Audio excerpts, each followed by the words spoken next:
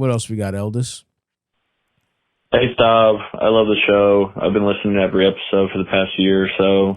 Nice. I'm calling because I just got into a new relationship, and I'm trying to figure out whether or not I should keep dating her or not. To give you some context, I'm 26 years old, and I went through a bad breakup about a year ago. Okay. At the beginning of this year, I moved to Texas, and I got a job in the oil fields. I met her on Hinge not too long after that. We really hit it off, and the chemistry's really good. She's beautiful and way smarter than me. Nice.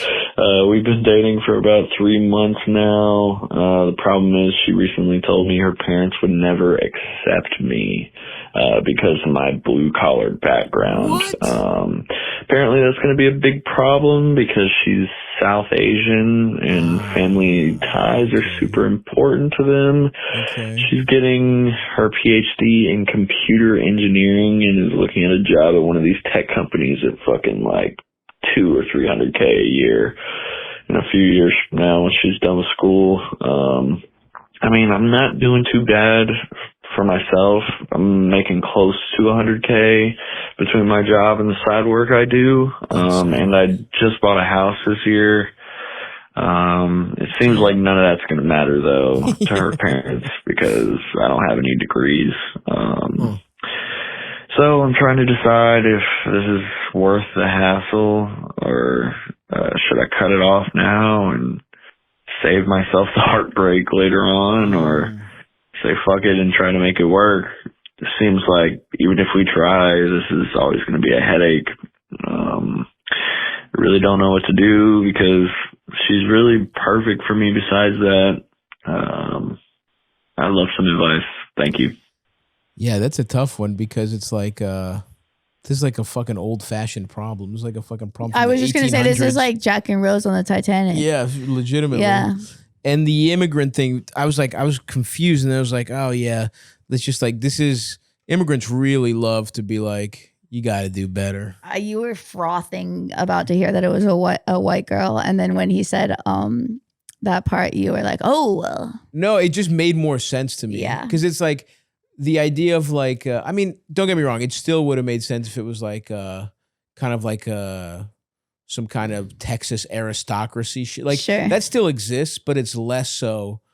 Like immigrants, especially if they have a daughter who's a fucking genius, they're like, she's got a date up. You know what I mean? Like they just always see it as like either stick with, I mean, they do have a racist way of stick with your own kind that like makes me uncomfortable. Like Greek people have that shit too. But also it's like not only that, but we didn't come to this country for you to fucking marry some soot-stained oil driller. You know what I mean? Like that's how they looked at it. Yeah. Now, whether you want to save your, like the question then becomes like, how much do you like this person? And how much do you think her family dictates her decisions? Yeah, it's also pretty early on because when you laid it all out for me, I'm like, oh, you sound like you have on your head on straight. You own a house, you work hard, you make good money. And a lot of times those marriages really work with complement each other. Totally. Well, like a PhD academic person really complements like a blue collar family oriented person great in a marriage. Yeah, for sure. So, and I know a lot of people, like this happened with my parents, like my mom's grandpa was like so mad that he was Catholic back then. That was like a big deal. Yeah. Cause I don't know what he was. Funny. Yeah. You don't even, hard to even imagine. You can't even remember which one. That's how little Maybe he was like matters Protestant or some shit like that. I don't know. Yeah. What he was, but he did end up coming to the wedding last minute, and you know, my parents are still together, and he like accepted it after they got married, which happens a lot. Definitely happens a lot. And I do think also it's kind of insane. Just even having this conversation at 3 months in is very interesting because here's the doomsday scenario for you. This is her get out of jail free card. She doesn't actually want to date you. She's kind of fetishizing some blue collar dick. You know what I mean? And she's like, this is fun, but she's using her parents as a scapegoat to be like, I could never end up with someone like you. My parents would never allow it, but she really actually secretly believes that, because sometimes these people are like that too, where they're like, part of my plan is I kill it and then I marry someone and we become this like fucking Silicon Valley, power couple or something. That's the doomsday scenario. But you basically have to decide how much of what she told you she believes and how much she told you her parents believe, and how willing is she to go against what her parents say. Because the opposite could also be true, where she could feel like she's actually really falling for you, and she's feeling this like, well, we got to nip this in the bud, because she might be feeling exactly how you're feeling, where it's like, if we get any closer, I feel myself liking this person, but I know my parents will never allow it. And that could actually be a good sign, because the one thing about these super high achievers, they're emotionally fucking 11 years old, right? Shit. Like her whole life has been about whatever her parents want and getting the next thing. And the second that she has some actual agency, she might realize she doesn't give a fuck what her parents think. She actually loves you. She wants to be with you. And so me personally, if I felt this strongly about someone, I wouldn't quit this quickly personally. Yeah. If it's a great relationship, it's still really on. Totally. And you're young enough to take that risk. Yeah, exactly. If you feel this person is perfect for you, because I think you might grow closer together, and she might realize she doesn't give a fuck what her parents think. Yeah, and it's not like you're a loser. You have all your shit together. You like work hard. You have a house. Like you sound like a really upstanding man. It is interesting being that age though, because like I remember when I was 25, very serious boyfriend who was a comedian who introduced me to comedy. We'll never say his name ever. And my parents were really not happy. Yeah, that is not what they.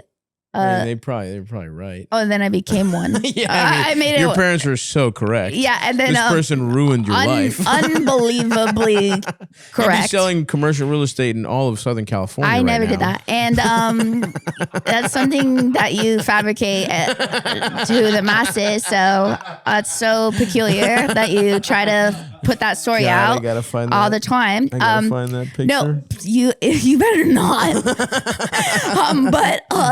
No, I was really upset by them not approving. Right. Whereas now it wouldn't even bother me a little. Totally. But at that age, that mattered to you so much. At that age, it was so, I was like, oh, like how could, and then now it would be absolutely nothing. So I don't know. It could be a scenario where you guys just continued your relationship and it ends up being no big deal. Totally. Yeah. And look, there's always, I mean, you don't want there to be hiccups, but a lot of the times there's hiccups when you meet a family, or like it doesn't really go super smoothly. So focus on, I don't know. Again, what you've told me, it's a tough situation, and you have to figure out, do you think, like, you have to kind of read her, which is hard, right? But if you really feel like she's perfect and that the only thing stopping her is this like perceived non-approval from her parents, I think it's too early to pull the plug personally. Now, if you get any more signs that she's like, she was using that as an excuse, or that she really reiterates it to you, it's, over and over again, maybe change course. But you're talking about 3 months, bro. It's not. See, I didn't even consider that she could be using it as I was like, oh, she would. I mean, I just say, I'm it's just true. saying it's possible. It's totally true. But I think it's equally as possible that she hasn't really interrogated the fact that she has to do what her parents think. Yeah, we don't really know the extent.